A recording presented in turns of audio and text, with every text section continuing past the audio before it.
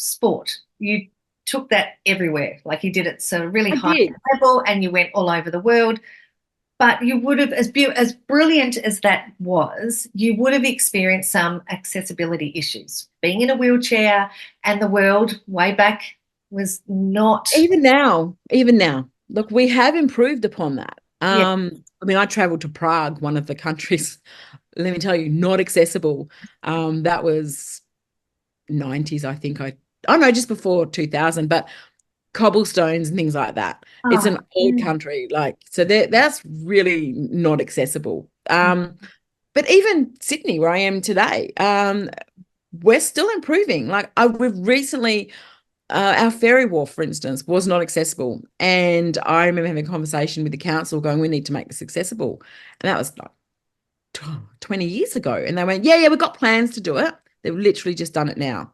wow. And the buses, 10, no, not even 10, like probably 6 years ago, I used to have to get the bus to go to work in the city. It would take me 2 hours to get there because every bus, one every hour was accessible.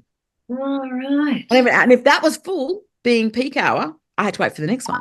Yeah. So things like that. But now, and that's only changed in the last six or so, well, maybe 8 years. Time gets away from me, but it's not that long in the That scheme. isn't. But No. now that pretty much every bus is accessible. And Yeah. I still have issues. If it's full, there's only the 4 spots a wheelchair can sit in the bus. So if they've got a pram on there, there's one other spot. Then we're done anyway. So accessibility is getting better. Mhm. We still have a long way to go. I still can't get into a lot of buildings here. And I'll even ring ahead. I have to ring ahead everywhere and go, "Hey, so is your premises accessible?" And they're like, "Yeah, yeah, yeah. Yeah, once you get over the first step, everything's accessible." I'm like, you need to just listen to what you just said to me. The first 2 steps or whatever, like that's not accessible. Now, I've gone to places and their disabled toilet has all their chairs and things in there. It's their storage room. I'm like, well, now you have to move all that out. You're like, to this day, I still have that. That's Even incredible. even shopping centers like, Myers and David Jones and Target, they use the disabled room sometimes as a storage facility. I'm often getting them to drag everything out if I want to try something on. It's like they just still don't get it, That's but it is improving. really insulting. Yeah. The curb cut effect, that initiative, I remember when that was launched, I was really impressed that we were finally having these conversations because everyone deserves to be able to walk into the building or Yeah. to access the building or to, not have to ring first. I still have to ring first. Yes, those initiatives are great, but they're still not rolled out everywhere.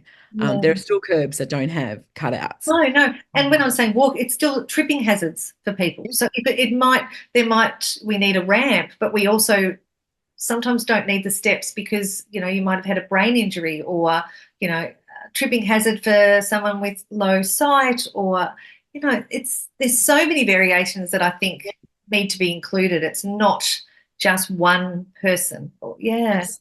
I'm And sorry so to hear that. I wish I had progress. a wand. It is better and it is making life easier. We Yeah. still have a long way to go. Even like with Paralympic sport, like we have a long way to go still, but we're getting better. And Mm, that's all we can hang on to at the yeah. moment.